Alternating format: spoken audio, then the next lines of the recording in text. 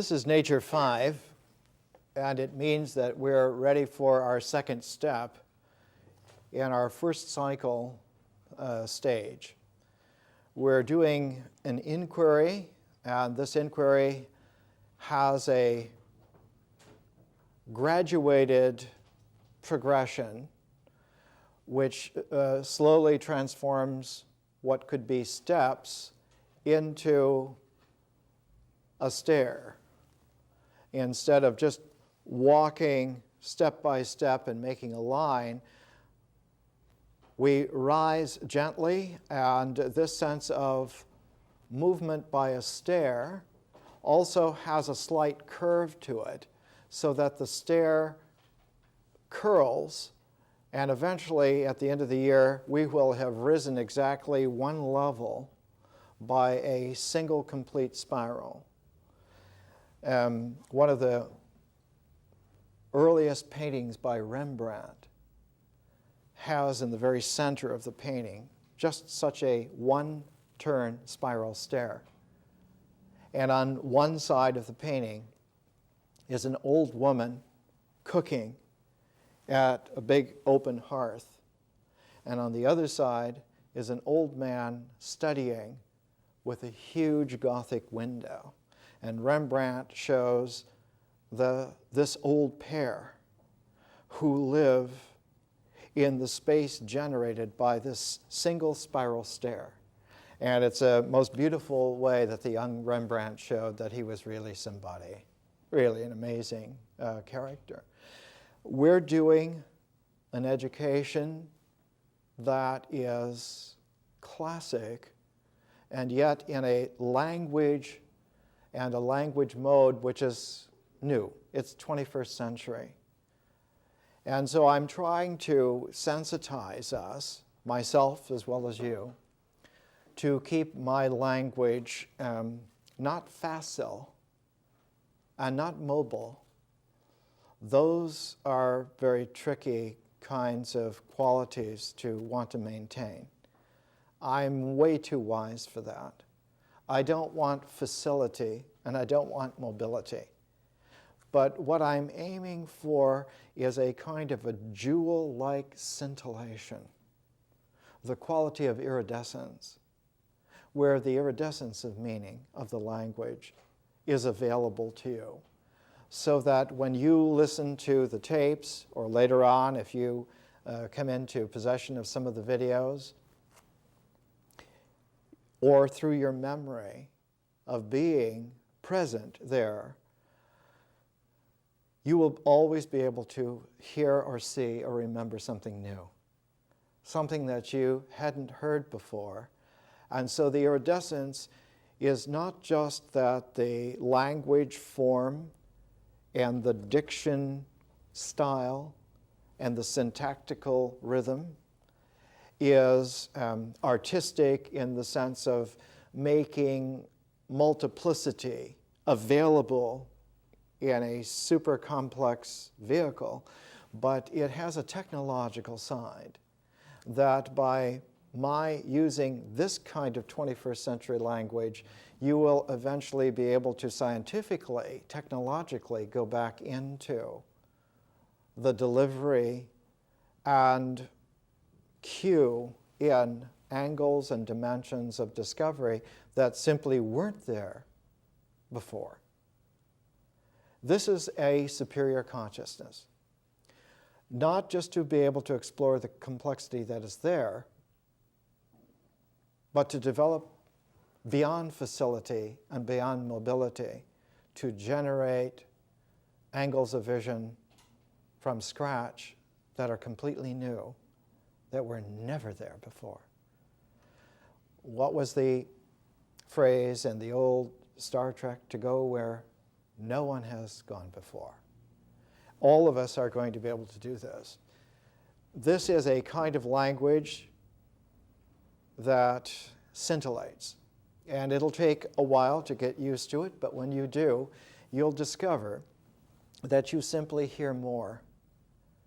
And in hearing more, you will be able to hear even more.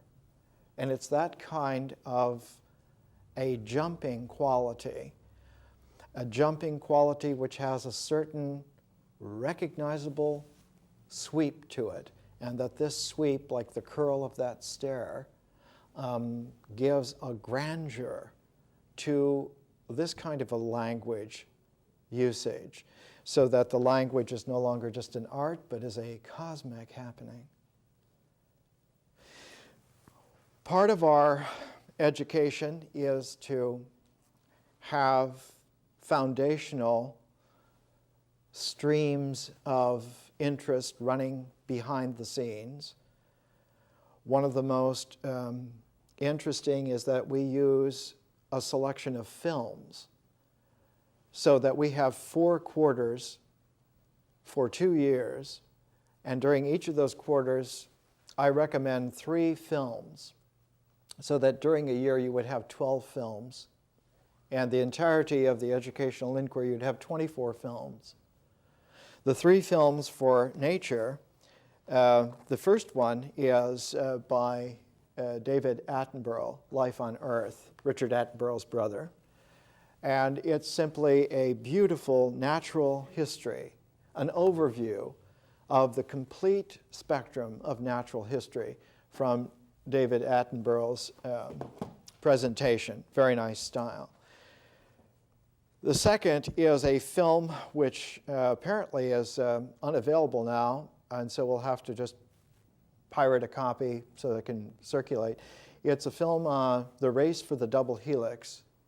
It's about the discovery of DNA, starring Jeff Goldblum in one of his most beautiful roles. The errant, apparently lustful, stupid American who really is quite a scientific genius is beautifully portrayed by Jeff Goldblum here.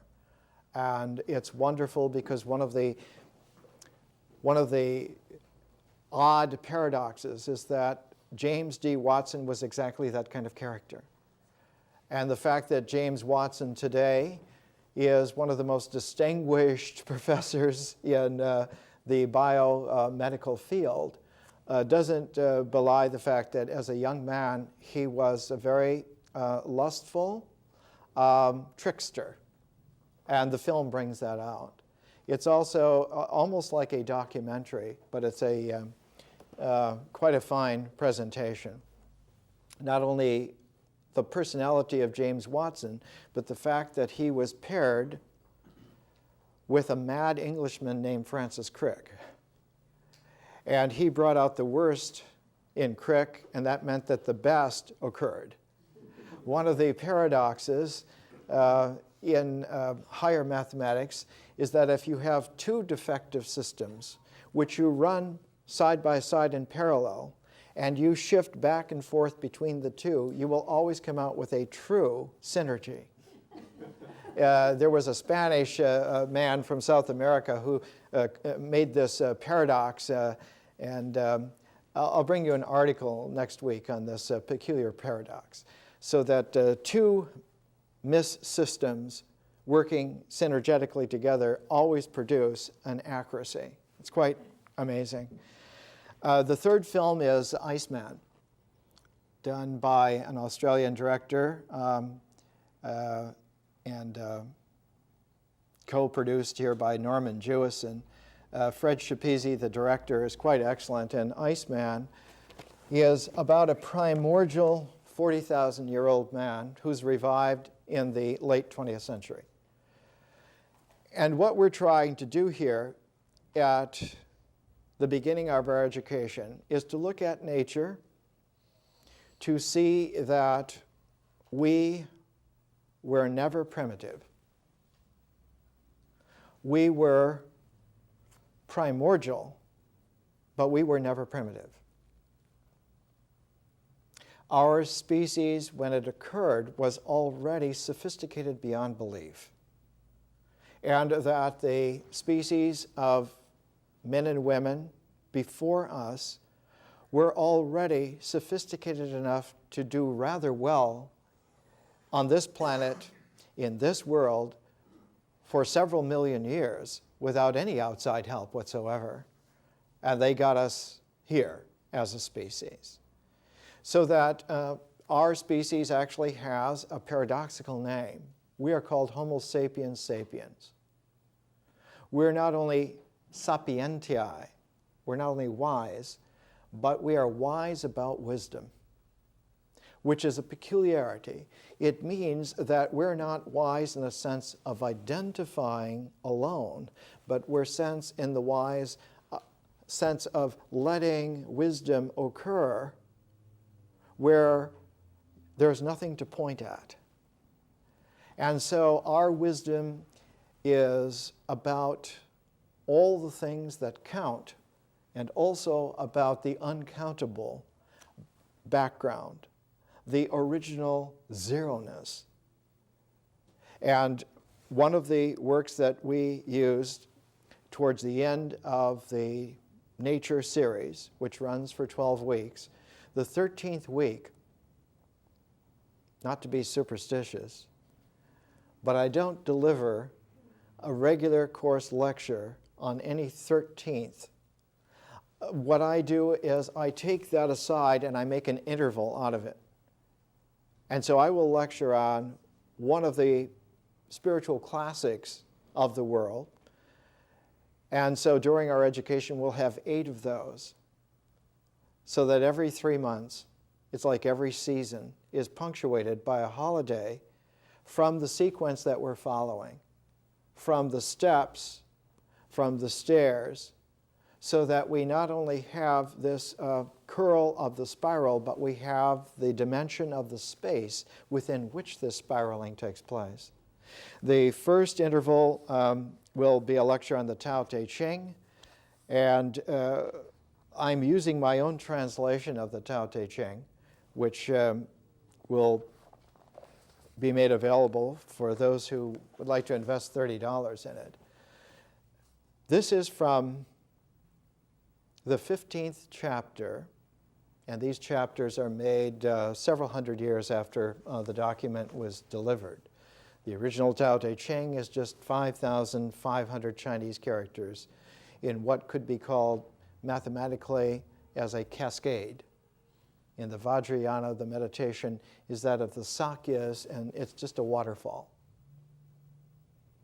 There's a difference between having a row of candles which are lit one from another, and to say, who can distinguish between the flames? There is, in fact, a yoga to distinguish between those flames. But in a cascade, no one can distinguish between the drops of water in a waterfall.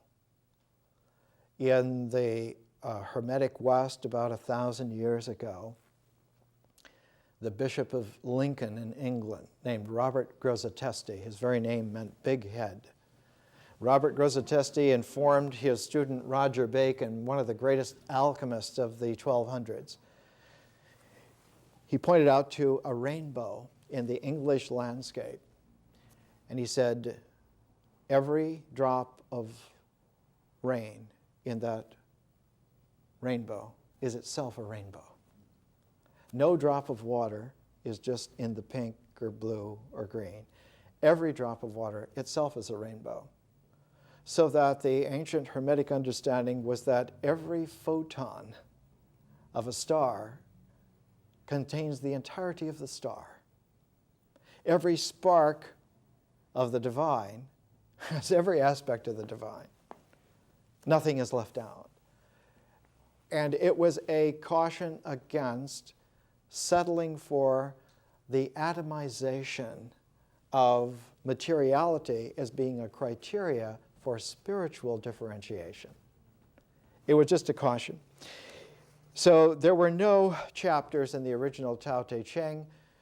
A couple hundred years later, this was given the designation chapter 15. I've translated the 2 Chinese characters. Each chapter has 2 Chinese characters, a pair, and we'll see that characteristic of wisdom language always pairs, and pairs in such a way that you could see the shadow of this first pair as another pair, and thus have a square.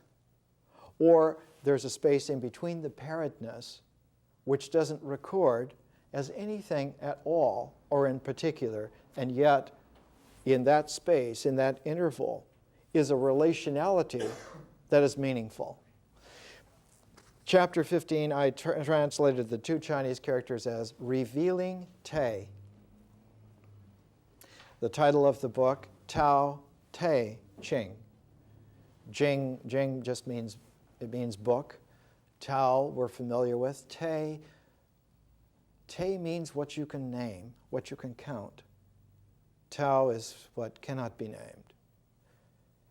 This is revealing Te, revealing the oneness, revealing, he writes in translation, ancients themselves completely accomplished, masterful, subtle, spiritual, profound, resonant.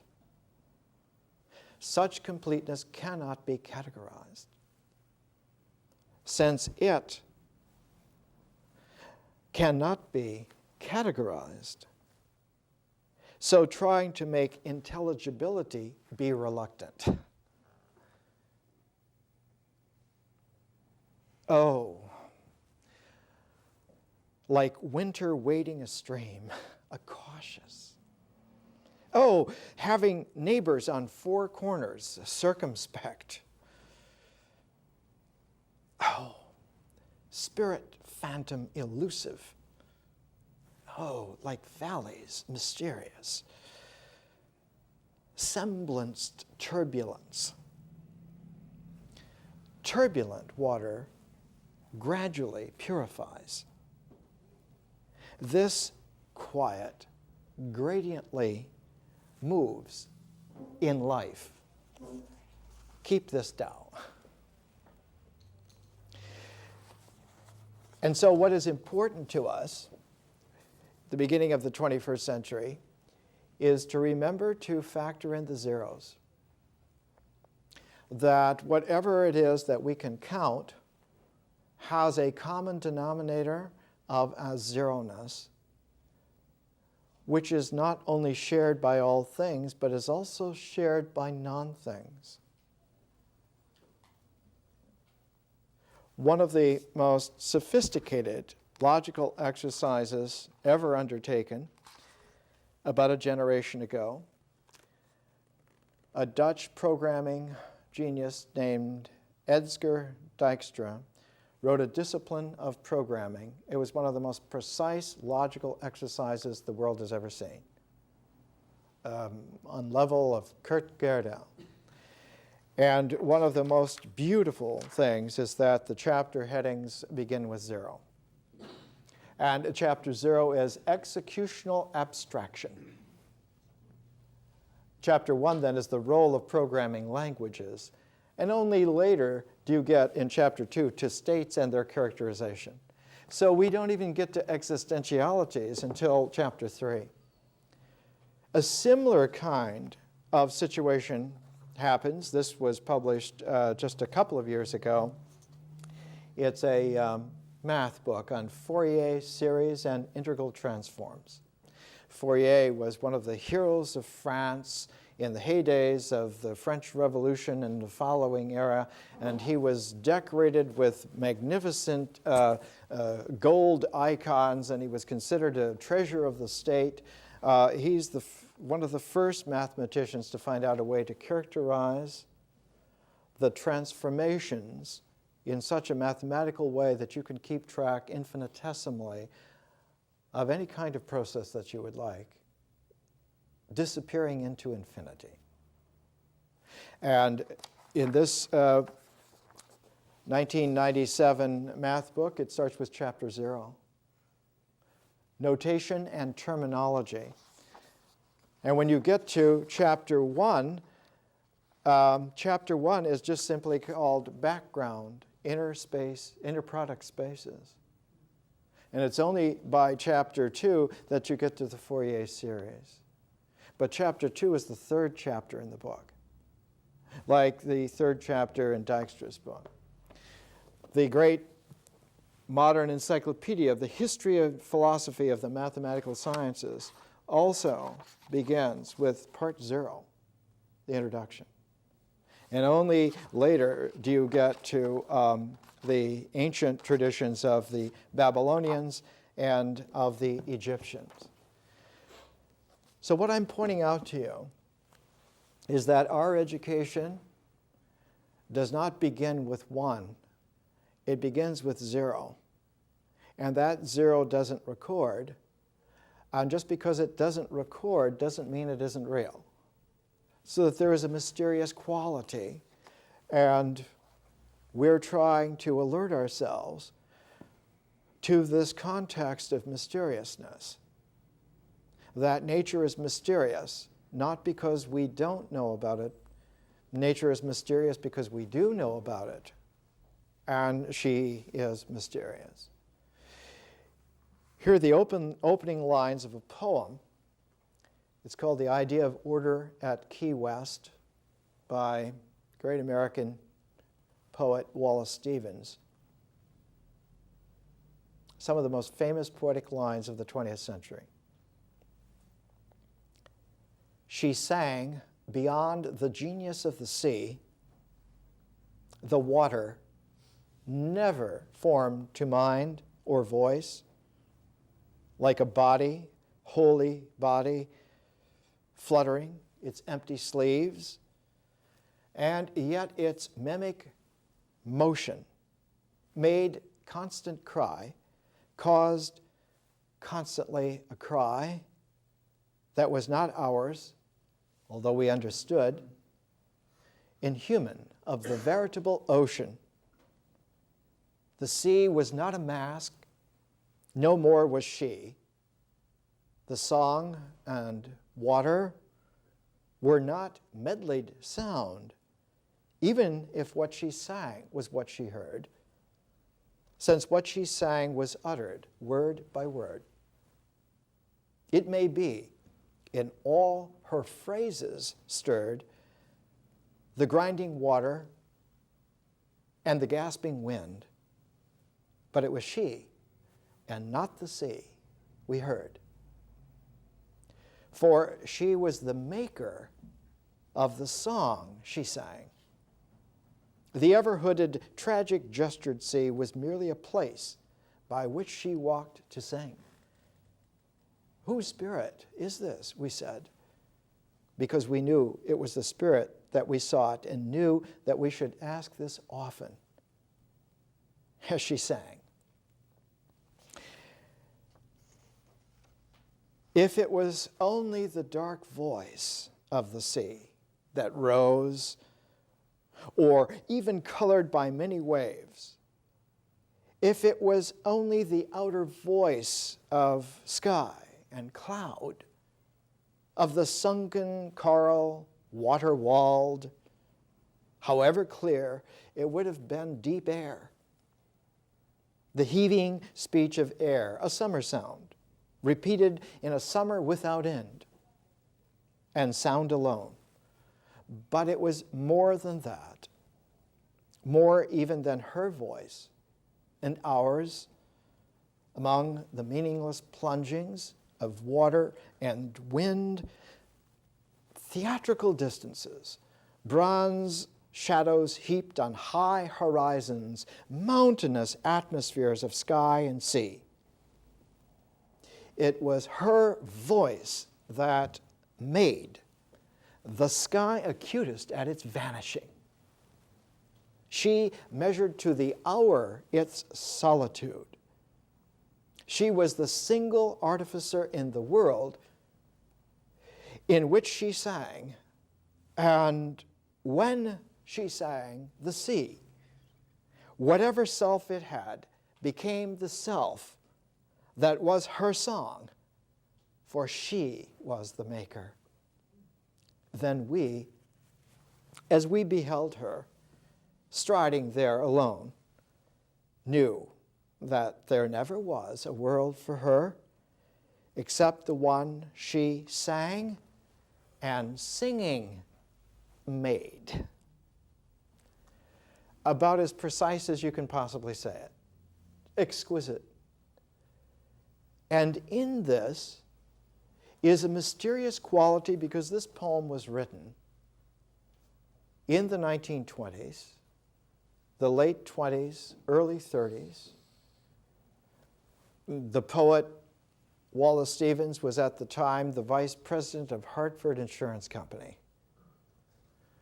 He used to commute in Connecticut to his office, and he would write the poem of the day in his memory, in his mind. And when he got to his office, the executive secretary took the poem for the day, the first order of business. About that time, there was a monumental development in mathematics and physics, the development of quantum theory, the development of relativity theory. And one of the books that we're taking now comes from a man who mastered that whole world. His name is John A. Wheeler, and the book that we're going to look at from him is A Journey into Gravity and Space-Time, published by Scientific American Books. And we're going to pair with John Wheeler's A Journey into Gravity and Space-Time, a book by a woman, Marie-Louise von Franz, called Projection and Recollection in Jungian Psychology, subentitled Reflections of the Soul. And we're going to put von Franz and Wheeler together as a pair. As a pair, I used to use the word text, but I think since deconstruction theory, we might have to even modify that. It's just a pair of books. And that the whole idea of pairing books is a strategy to overcome the limitations of the book, the limitations of the text, without jettisoning, because if we jettison the book prematurely, we are left adrift in a very precarious kind of ignorance.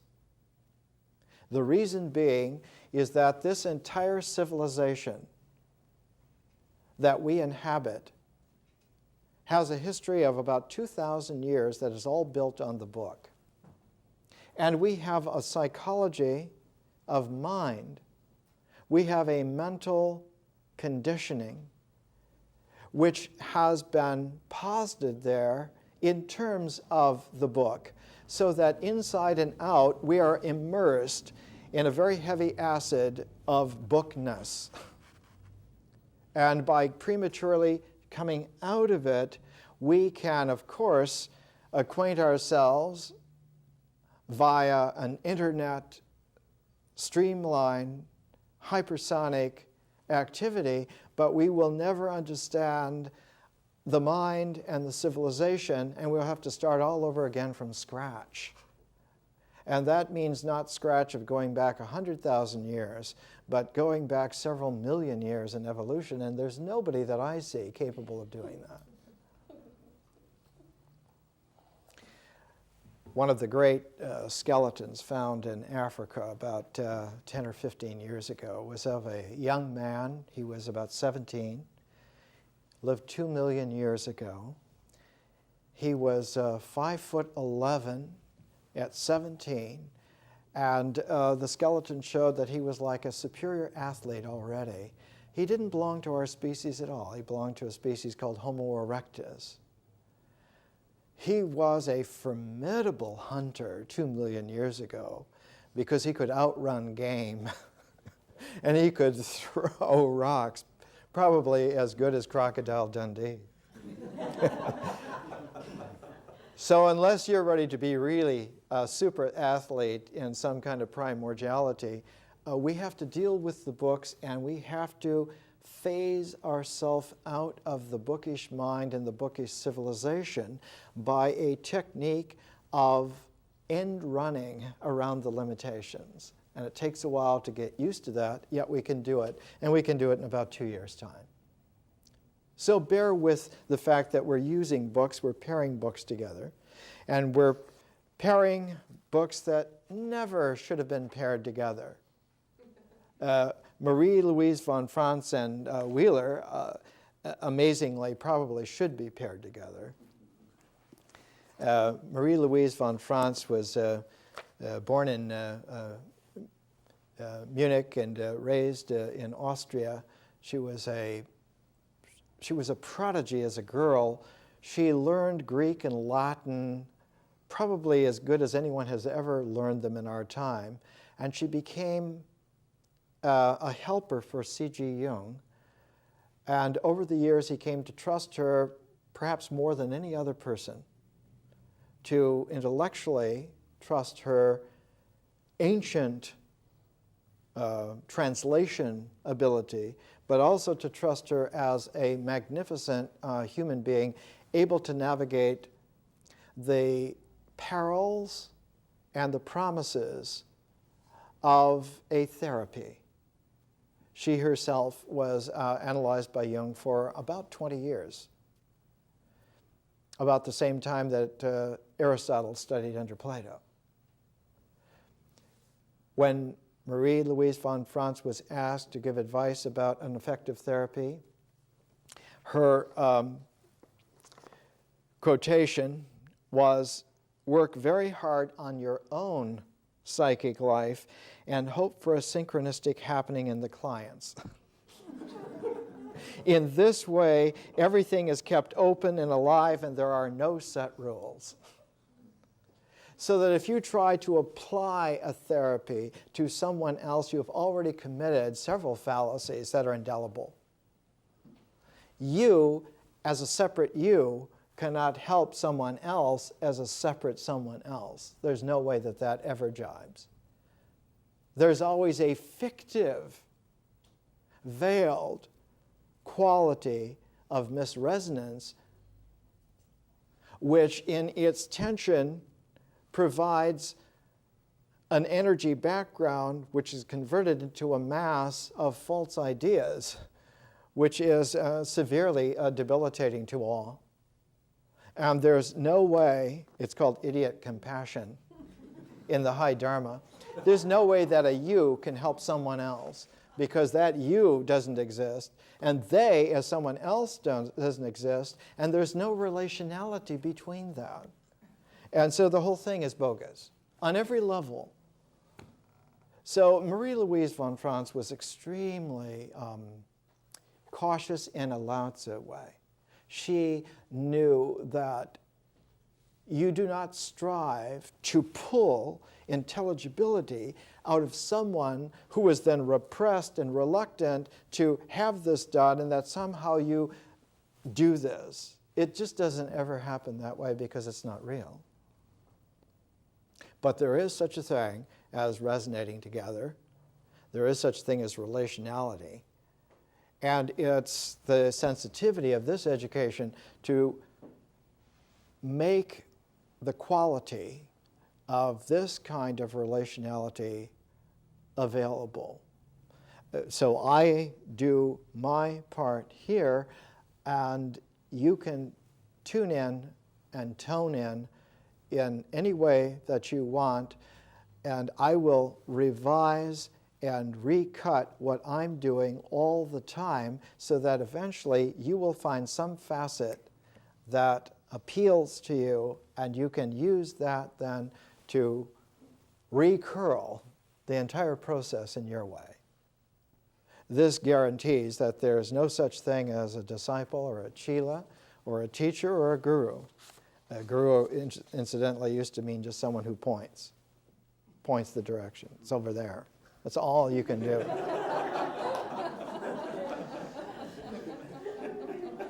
You know, Mircea Eliade, when he was a young man, he was an intellectual prodigy. He lived in the attic of his parents' house, and he had somewhere around 5,000 or 6,000 books when he was a teenager. He used to carry stacks of books up to his attic, and so he figured out a way to get a trip to India, because being a young European intellectual, he wanted to go to India. And so he wrote this beautiful letter to the great professor Surendranath Dasgupta, who at that time in Calcutta was writing the great 5-volume History of Indian Philosophy, published by Cambridge University Press.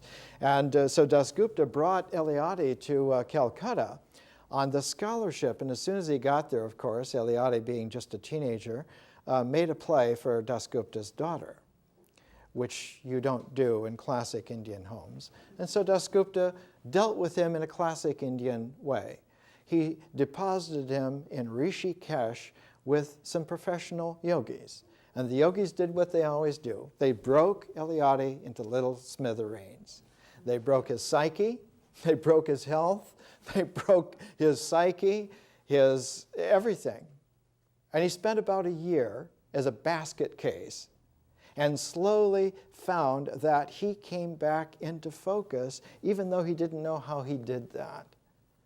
So he learned at the same time that there are two different qualities that do come into focus together. One of them is the quality of yoga or integration. The other is the quality of shamanism or being fragmented differentially into the cosmos. And that both those come together. And two of his very powerful books. One is called Yoga, the other is called Shamanism. And of course, the weekend shamanistic hucksters know nothing about yoga. And the weekend yoga hucksters know nothing about shamanism. So they never get the synergy. They never get what Eliade by 21 understood, that if you don't do both together at the same time, there's no reality. It doesn't happen. When he went back to Romania at age 21 after that experience, Eliade was so different that almost no one talked to him. He was too super real for anyone to relate to him. And so, of course, he began to speak French instead of Romanian, said, to hell with you, in his beautiful way. Final little note, Eliade's great student is a woman, and she's still alive, and her name is Wendy Doniger. And we're going to use her translation of the Rig Veda later on in the course. Penguin Classics publishes it. And Wendy Doniger's still alive. She's like Marie-Louise von Franz was to Jung. She bears that relationship to Eliade. When Eliade was 2 weeks from retiring, his office at the University of Chicago caught fire, and all of his lifelong collections of things burnt to the ground. And being a very wise shaman, yogi, master, he just simply walked away from it, because that's the way his life ran. And what was left out of those ashes is the resonant, rhythmic clarity of his students and readers, especially Wendy Doniger. It was an incredible, incredible woman. We're going to use her work.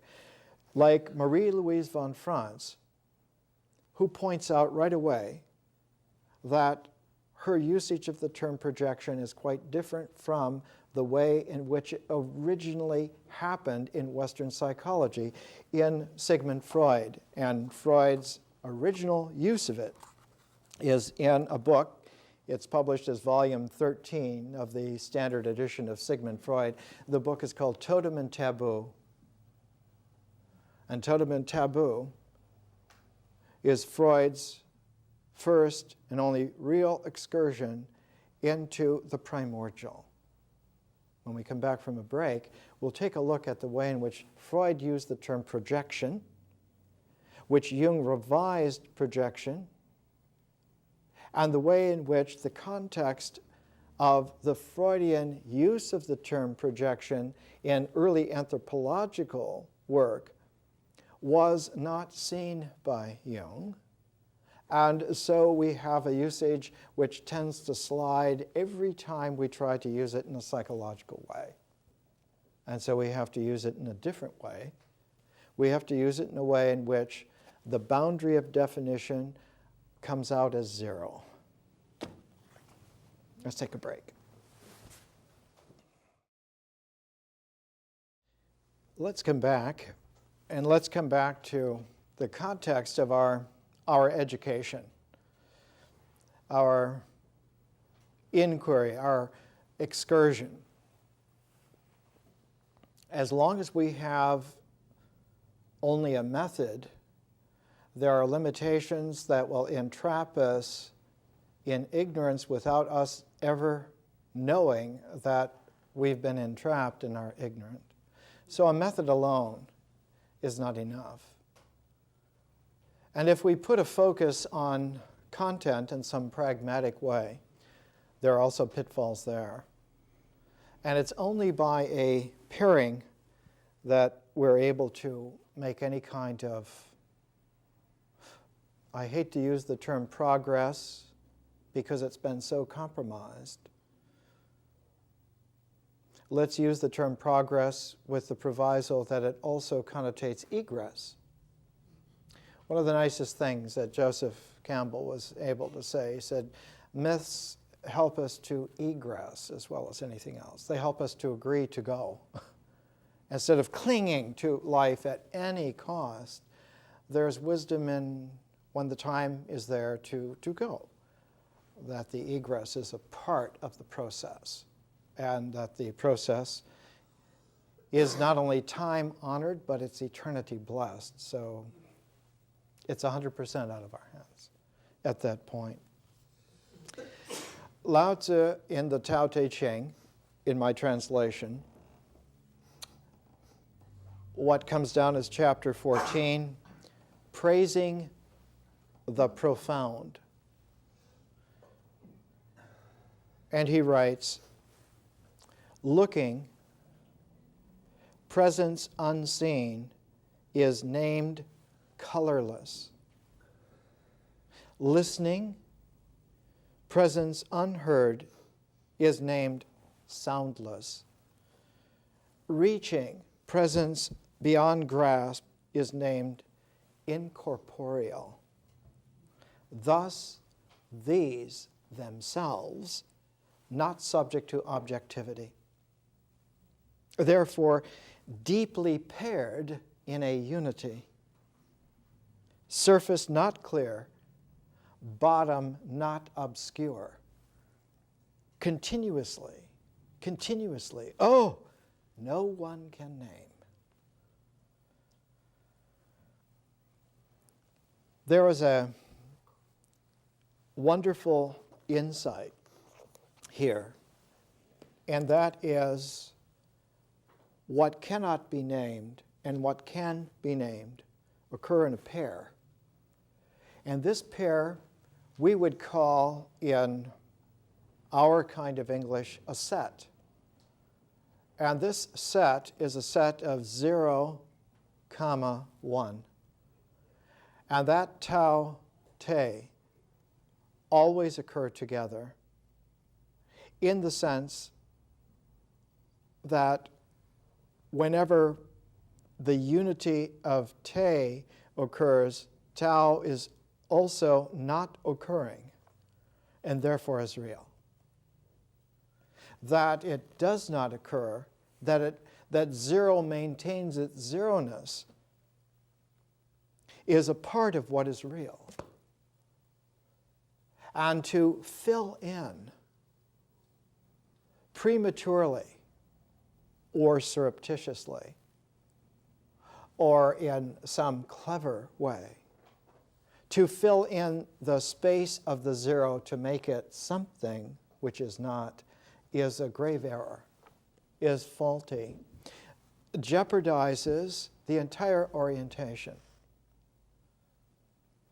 In one of the most massive tomes written in the desperate center of the 20th century, Jean-Paul Sartre's Being and Nothingness has at the apex of of his striving, of his angry wrestling with the impossible life conditions that they were suffering at the time, Being and Nothingness in its vast tome comes to a section called, in translation, The Whole.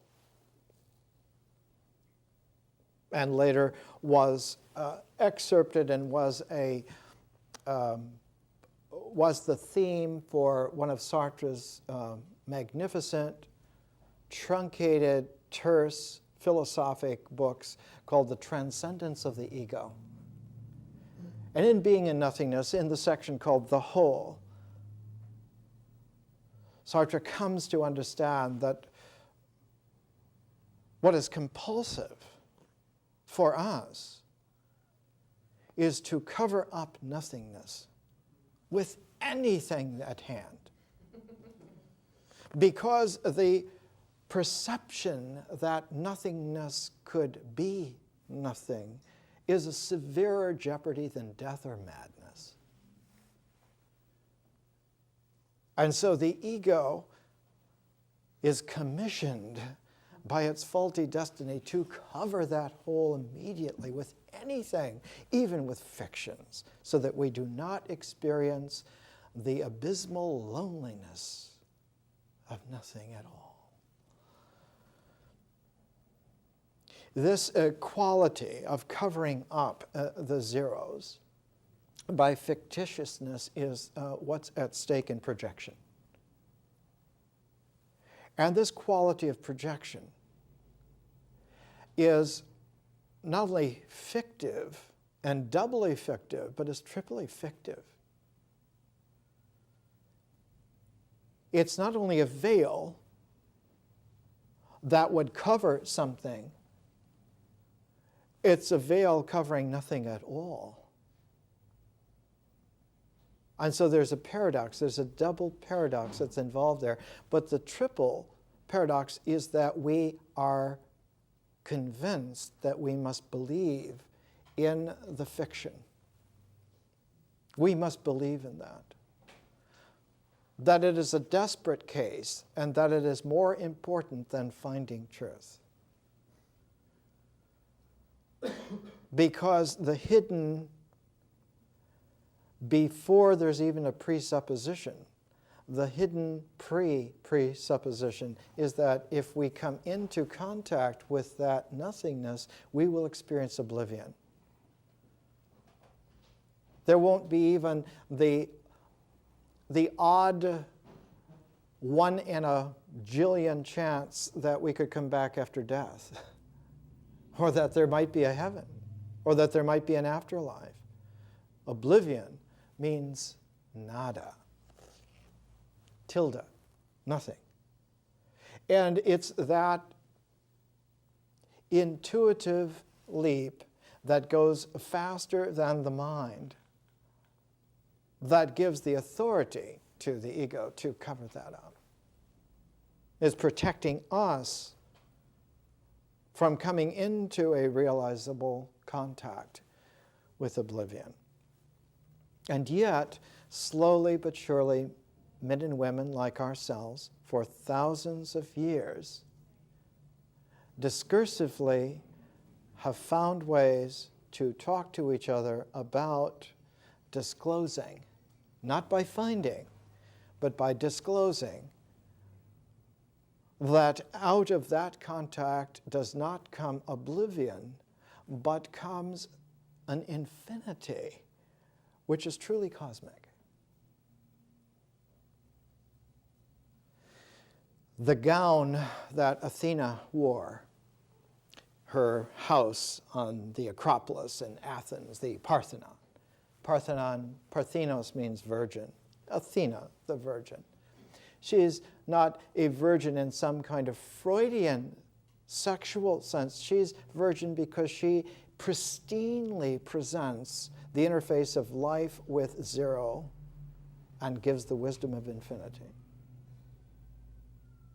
Her gown, her chiton, her Greek cloak, her piplos, as it was called, was about 40 feet long, and it had embroidered on its entire surface all of the mythological images of the Greek pantheon.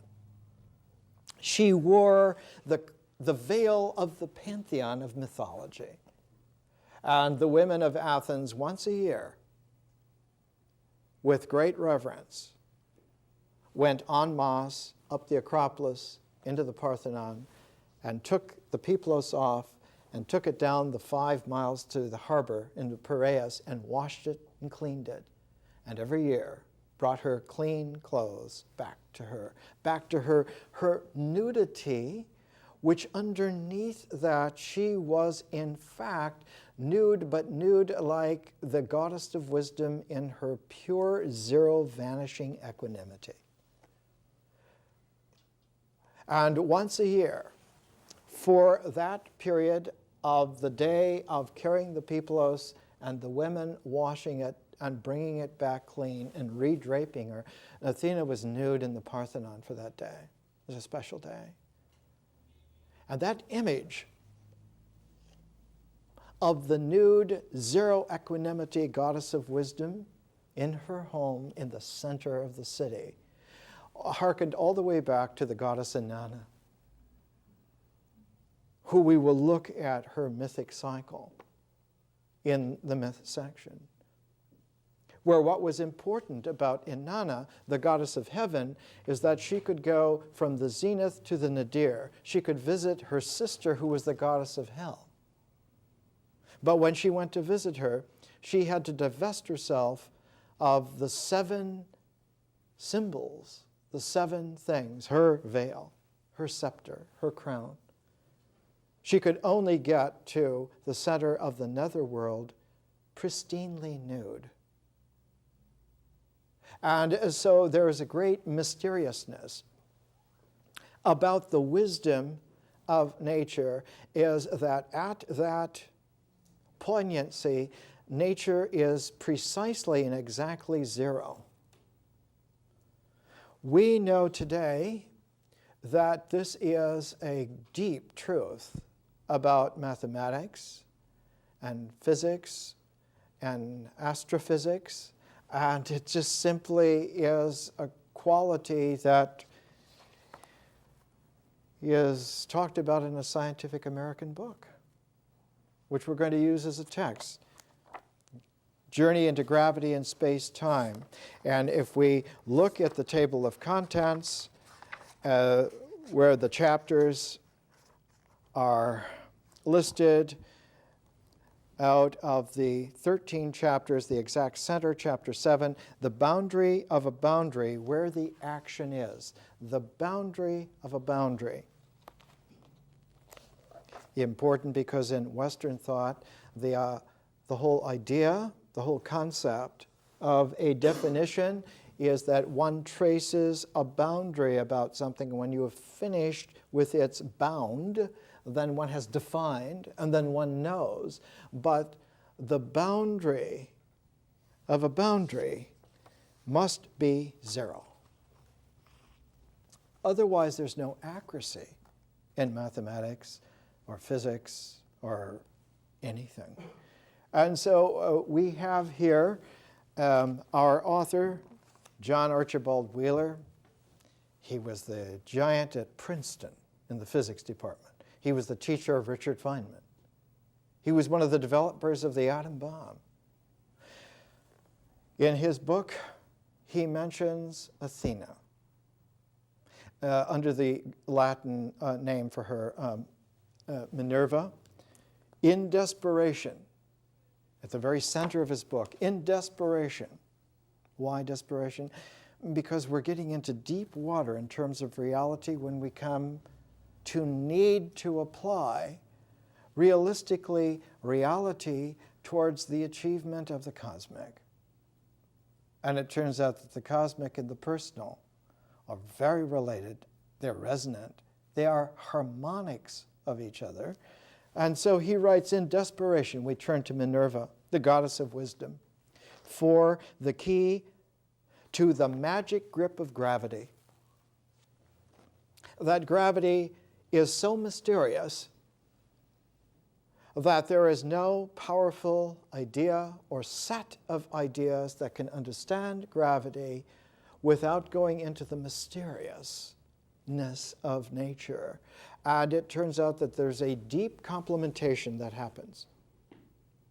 He writes here, for the key to the magic grip of gravity, mysteriously, she says, Athena says, Minerva says, the secret of the grip lies in the boundary of the boundary and vanishes.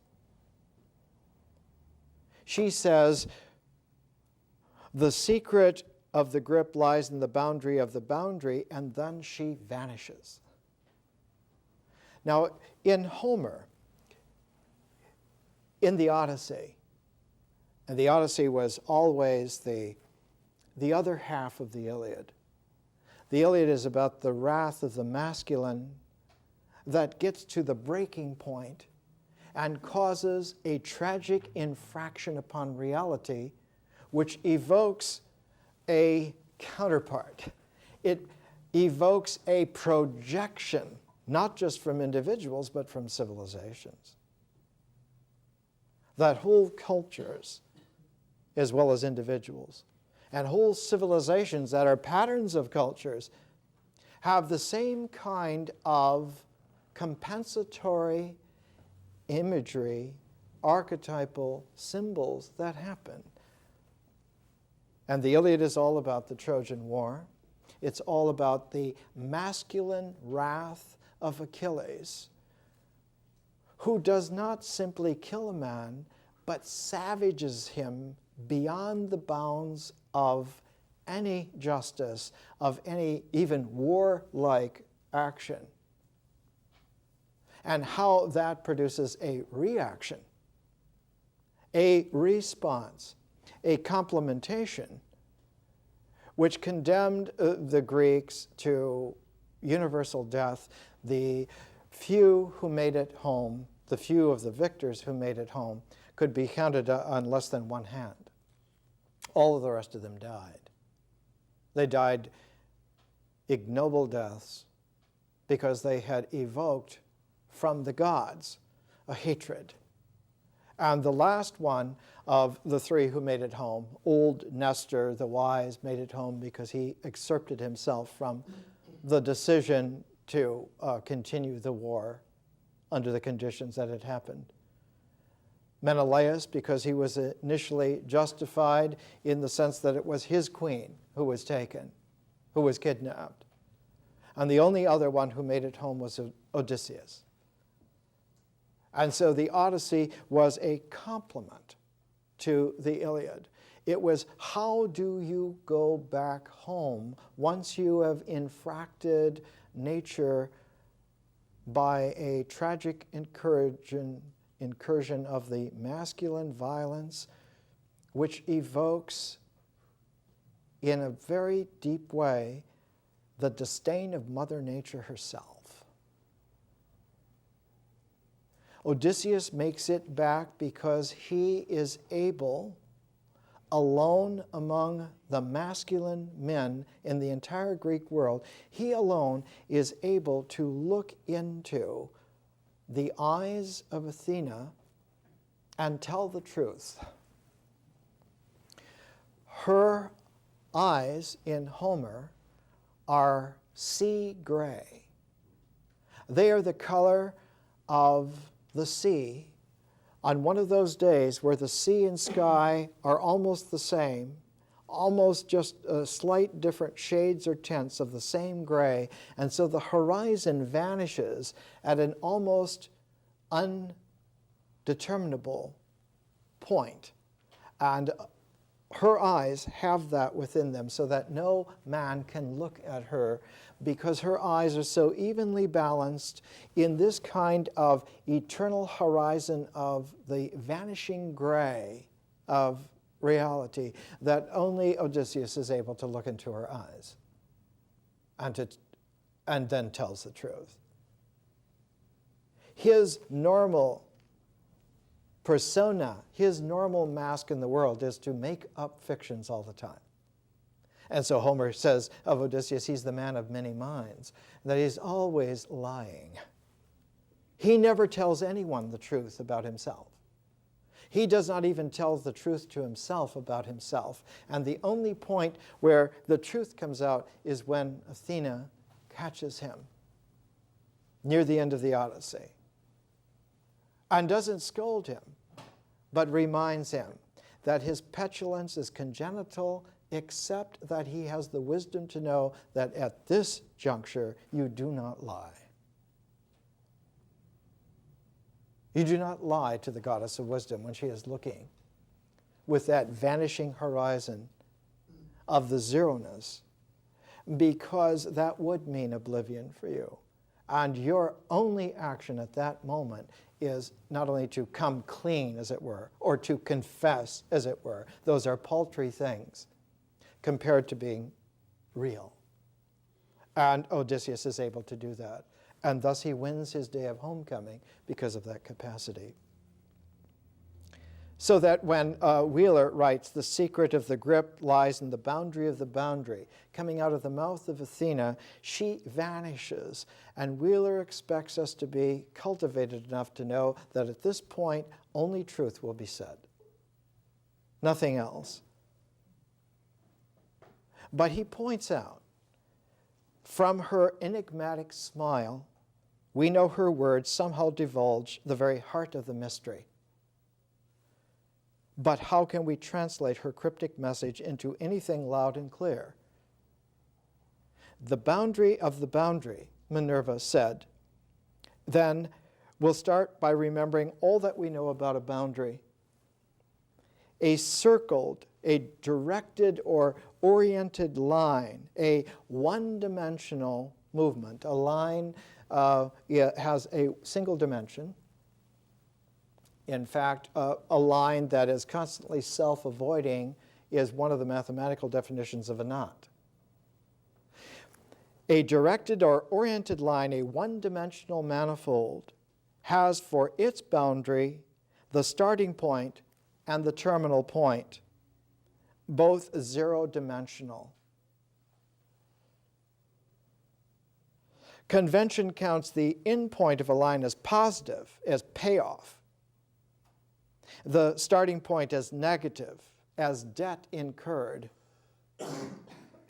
to start the line. A two-dimensional manifold, a bit of oriented surface cut out of a sheet of paper by a single circuit of the scissors, has for its boundary the directed line, the one-dimensional manifold, traced out by the scissors.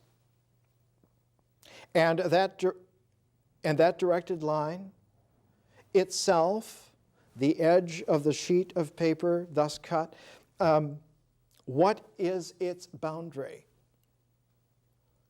Zero. Because whatever point at which we consider that line to have started, on that edge of the paper, at whatever point, that is also the point at which the line terminates. So that they collapse into zero. The debt incurred at the starting annihilates, consumes, eats up the payoff at its endpoint. Otherwise stated, the zero-dimensional boundary of the one-dimensional boundary of a two-dimensional region is zero. And he goes on to say that when we change the last sentence slightly, just a bit, we get another true statement. The one-dimensional boundary of a two-dimensional boundary of a three-dimensional region is also zero. So that we have a very peculiar quality involved. We have at the very core of understanding nature a mysteriousness which reoccurs not only time and again. That would be fictive to think that it reoccurs time and again. It occurs with a continuousness that is deeper than continuity. And so we must be mysterious ourselves in our comportment. Otherwise, we do not have any kind of a relationality with its reality. And so Wheeler himself, even though he was the distinguished astrophysics professor at the Institute of Advanced Studies in Princeton, where Einstein was, where Feynman was, he entitles his autobiography At Home in the Universe. And the very first thing that one finds at home in the universe before the first pages are the seven Sibyls of antiquity. And when you turn to the first chapter, a whole section is called Science Smiles, from Minerva's smile. Now, he has to be forgiven somewhat for his classical faux pas, because he was a physicist after all and not a classicist. It's not Athena who smiles. The goddess who smiles is Aphrodite. It's Aphrodite's smile that is incredibly important here. It's Athena's gaze that characterizes her.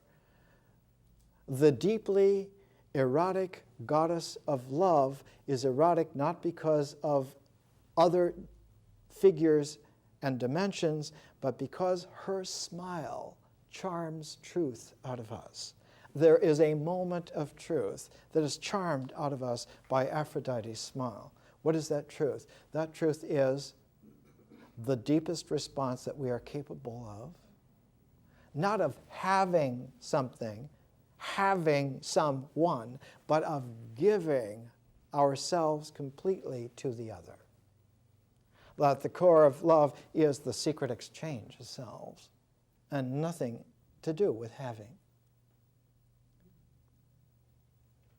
So that there's a kind of a high dharma quality.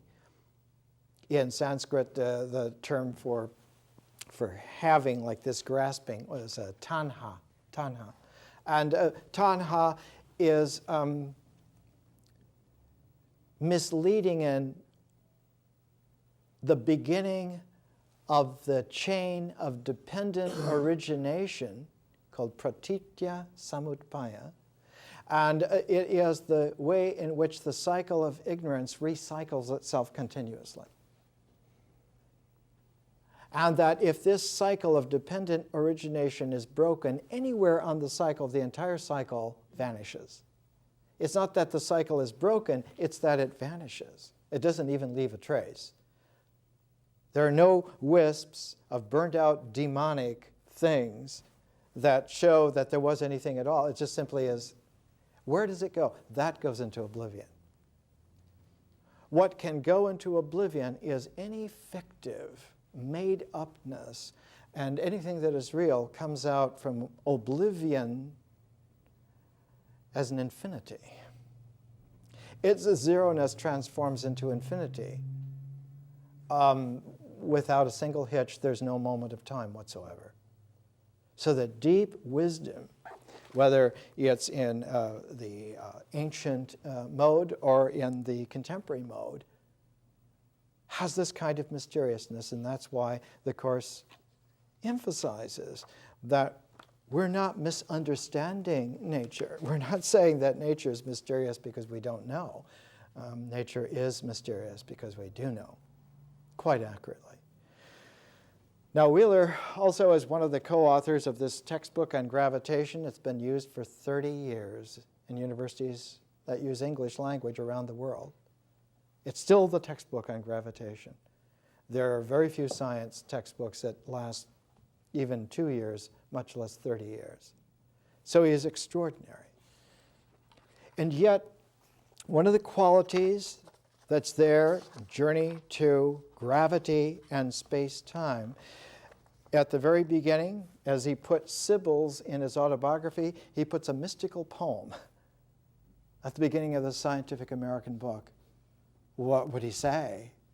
He does, in fact, write, "Many a fair young friend, O gravity, by smile and happy word, has made my heart beat faster, but with you my love affair has never ended.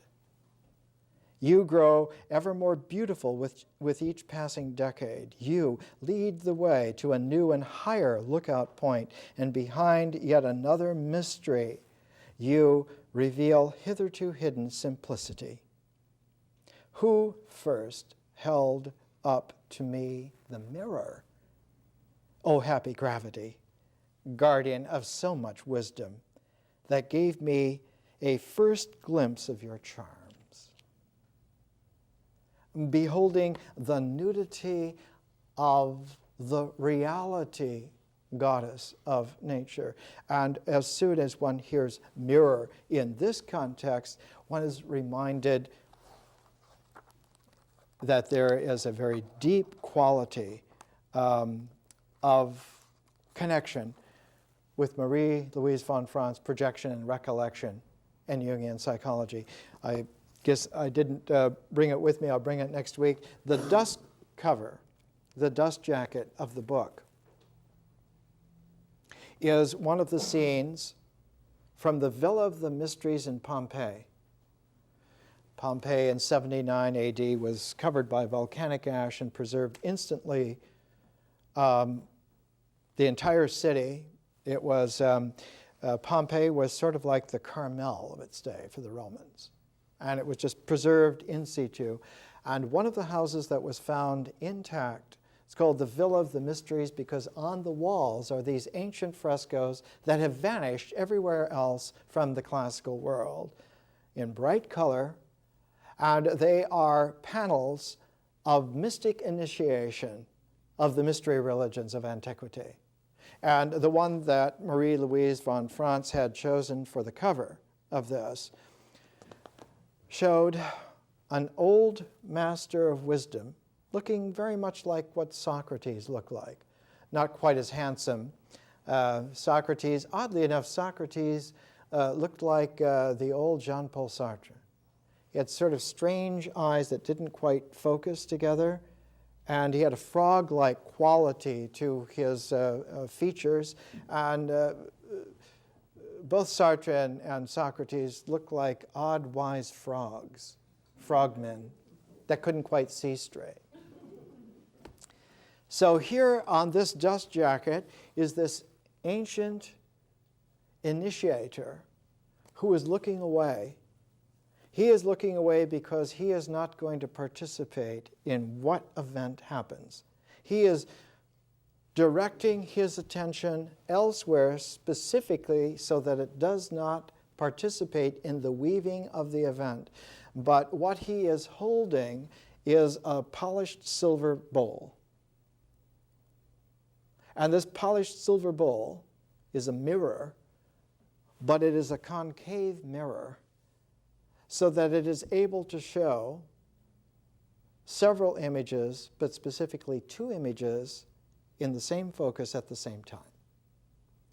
The young initiate who's looking into the silver bowl directly is seeing his own features, his own face in that silver bowl.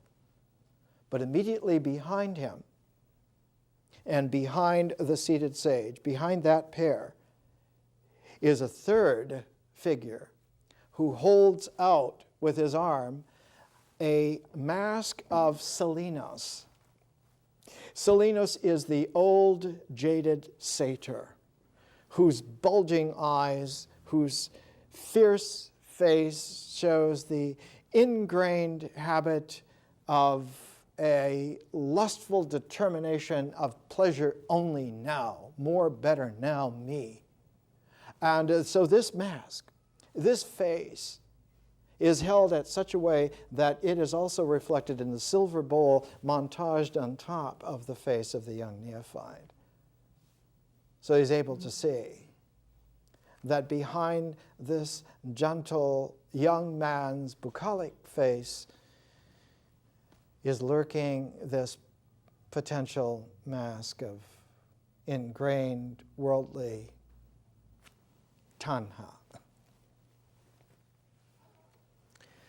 It is a moment where the mirror discloses not a double reflection in the sense that here's me and here's my reflection, but a double reflection and that the reflection is double. So that there is a possibility of a moment of break between the pairedness of image and thing to see that this image can be made more complex by other things that contribute to that image and that they are quite distinct from you. And it's a moment of epiphany when one can realize that all of that is not me. Only a part of that is me, and therefore I am distinct and I am different. I am free from the correlation of this mirror representation. And so representation is brought into suspect. It's important in wisdom. Just because it can be represented, just because there is an image for it, is no criteria for its reality whatsoever. And nothing to do with it. In fact, it's immediately suspect.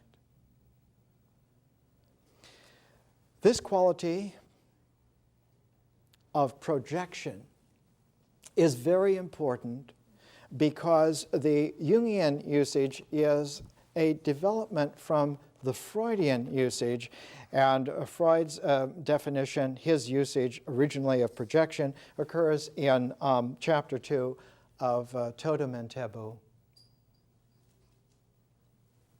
This is the standard edition of Freud's works. I think there are 24 volumes. This is volume 13, so it's right at the middle.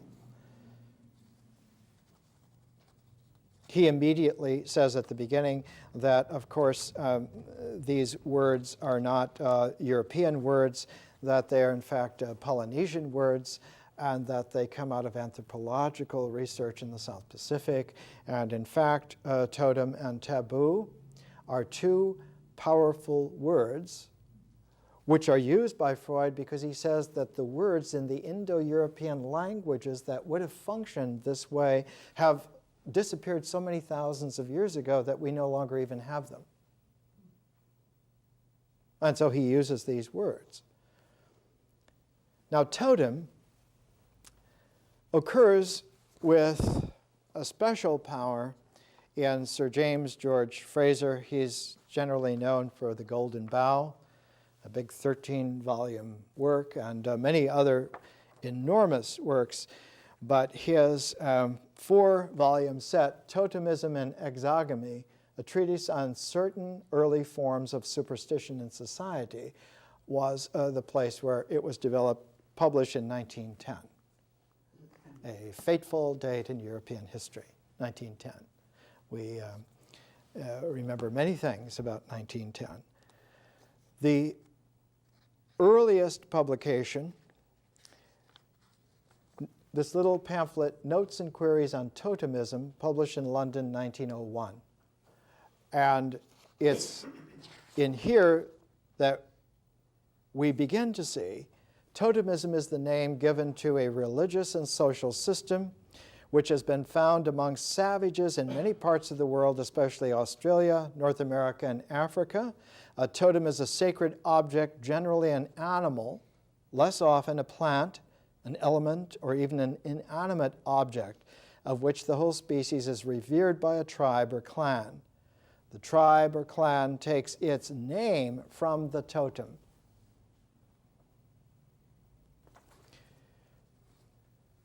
Taboo from the South Pacific. There are little books like this, Pelican Study on Taboo.